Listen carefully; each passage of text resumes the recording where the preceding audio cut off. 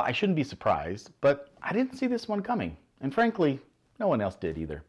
The headline, Kraken to discontinue unregistered offer and sale of crypto asset staking as a service program and pay $30 million to settle SEC charges. Now that headline is from the SEC website, and it asserts that Kraken, a crypto exchange, failed to register its staking as a service program with the SEC. According to the SEC complaint, since 2019, Kraken has offered and sold crypto assets staking services to the public, whereby Kraken pools certain crypto assets and they are transferred by investors who then stake them on behalf of those investors.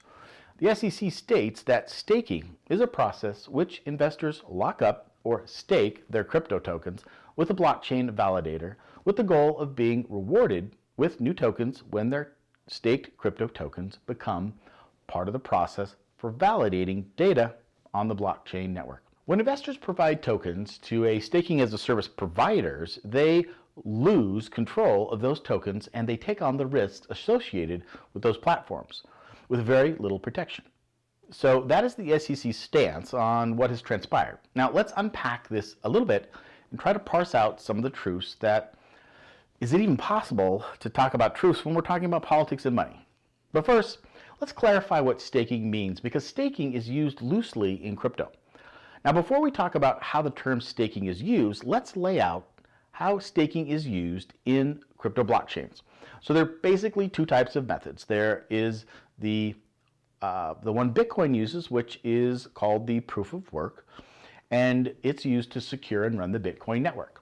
Now this type of blockchain network is not involved in this discussion about staking. Now the other method to secure and run the blockchain network is called proof of stake, or POS. The Ethereum blockchain, among many others, currently use POS to secure and run their networks. Now for simplicity, I'm going to use Ethereum in this example of POS, and it entails people or businesses who deposit or stake 32 ETH with the blockchain administrators. Now this allows them to become a network validator. These validator nodes check and validate all the transactions on the blockchain network, and they're rewarded with ETH for doing so. There are many other details involved, but for the sake of this discussion, the primary term stake refers to becoming a full validator node by depositing your 32 ETH. Now since 32 ETH is quite a hefty sum, many of these centralized exchanges decided to offer staking as a service programs where they would pool together customers' ETH tokens in any amount and create a 32 ETH needed to become a validator node. Now in return, they would share the rewards that they received from being a validator node. Now this was paid out in ETH, but it's usually referred to as a yield of usually around 4%. And this was attractive for a lot of average retail investors because if you're gonna sit on your ETH anyways, you might as well earn an interest. And typically, if they go out and they try to earn an interest on their money in a bank, they're only gonna earn about 1%. So this made a lot of sense to retail investors that wanted to earn 4% or more. So also you had your ETH, which hopefully would rise up in price. So it was very attractive. Now, one of the confusing uses of the term staking is that this staking as a service was also called staking. Now, this is important because the SEC filing against Kraken, they use the term staking as a service, which is correct to distinguish it from the process of staking, where you put 32 ETH in, you become a validator node. So this is not what the SEC has a problem with. They have a problem with staking as a service, but sometimes the press and the media just call everything staking and it confuses people. So I'm making this point because people in crypto, like Brian Armstrong, are saying that the SEC is trying to get rid of all of crypto POS staking, which is the fundamental process of how a blockchain works. And so I just think that this is a little bit false in talking about that. Now, we don't know where the SEC is going to go with this, but for now, I just think it's important for us to be clear. So there's just really a lot of confusion around the term staking, and it just doesn't help. So Coinbase, specifically, now they're making it clear that their staking as a service program is different from Kraken's. Now what they're saying is that in the press release that indicates Kraken touts that its staking program offers an easy-to-use program that benefits that derive from Kraken's efforts on behalf of their investors, including Kraken's strategies to obtain regular investment returns and payouts. Now, unlike Kraken, Coinbase claims that their yields from staking services are solely determined by supply and demand based on the POS consensus mechanism of the underlying blockchain protocols. So now that we have that out of the way, let's look at the bigger picture and let's see what this ruling against Kraken can mean for the crypto industry.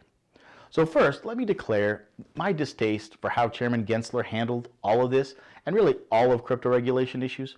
He's continued to run around aiming at any crypto business that he can get his sights on and sue them, trying to make an example out of them instead of getting everyone in a room and hammering out a clear and concise regulation. Now, I don't know if he's just lazy or he doesn't have enough staff or he's just stubborn. Still, he's done nothing other than to repeat that the crypto businesses are corrupt and they're breaking the law, and to file your products and services as securities on our website, just like any other investment vehicle in traditional finance. He makes it sound so easy. Yet we all know that taking a company public, well, it's no small undertaking. Companies that do, they spend thousands of dollars on lawyers and accountants who prepare documentation to become public stocks on the stock exchanges. Now, I admit, I don't know exactly or understand what he means by come in and file as a security, but you can bet it's much bigger than he is making it seem. And there are many more crypto companies that have done so. So the crypto space has been asking for years for the SEC to provide clear guidance on how to comply with regulations. But Chairman Gensler refuses to do so, and he uses his power to create lawsuits against various crypto businesses and players with no rhyme or reason. Even his own SEC commissioner disagrees with him. Commissioner Hester M. Price said in this reply to the Kraken case, quote, "The more fundamental question is whether the SEC registration would have been possible. In the current climate, crypto-related offerings are not making it through the SEC registration pipeline. An offering like the staking services at issue here raises a host of complicated questions, including whether the staking service as a whole would be registered and whether each token's staking program would be separately registered, what the important disclosures would be, and what the accounting implications would be for Kraken." Wow, I think that she totally nails this. And this is what's so frustrating about this whole situation, about crypto regulation. It's complicated. Yet Chairman Gensler refuses to admit that, and without disclosing the details of what registration means, he goes around suing random crypto businesses. Now here's another quote. "Although it may not have made a difference, I should have called for us to put out guidances on staking long before now. Instead of taking the path of thinking through staking programs and issuing guidance, we again chose to speak through enforcement actions, purporting to make clear to the marketplace that staking as a service providers must register and provide full, fair, and truthful disclosure and investor protection.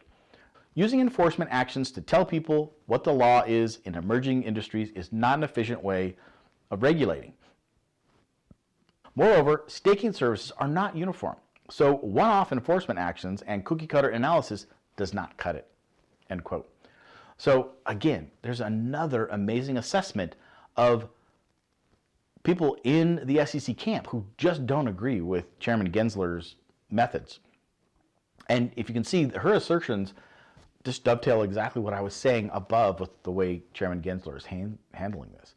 So it's one thing for me and you to whine and complain about unfair treatment by the SEC, but hearing it from one of their own commissioners, well, that's just truly eye-opening. Now, she goes on with even more valid complaints, and you should take a look and read that. So now to wrap up this long-winded analysis of what will surely be an ongoing story, I want to be on the record saying that crypto does need some forms of regulation. But as we can see in this example, it must be handled much better than this. And the tone of Chair Gensler, it just isn't helping to foster a partnership. In recent interviews about his ruling, he refers to the crypto space as, "This is a largely non-compliant field." He makes it sound like everybody in the crypto space is just full of criminals, and unfortunately, the mainstream media, they pick up on this and they spread it across the airwaves. Now, if this is what we can look forward to from our regulations, from our lawmakers, well, it's no wonder that people in the crypto space are leery and may be perceived as dragging their feet on crypto regulation. Can you blame them? Well, that said, most, if not all, of crypto would be happy with any guidance like Commissioner Pierce said. So who knows where we're going to go from here. But the difference that Coinbase is trying to make between themselves and Kraken will be an interesting focal point, in my opinion. This is the key that the SEC should have made clear in the beginning, and that they were not trying to ban all of staking, and specifically not the underlying staking for POS consensus mechanisms, but just staking as a service. So that's it for now. We'll see you next time.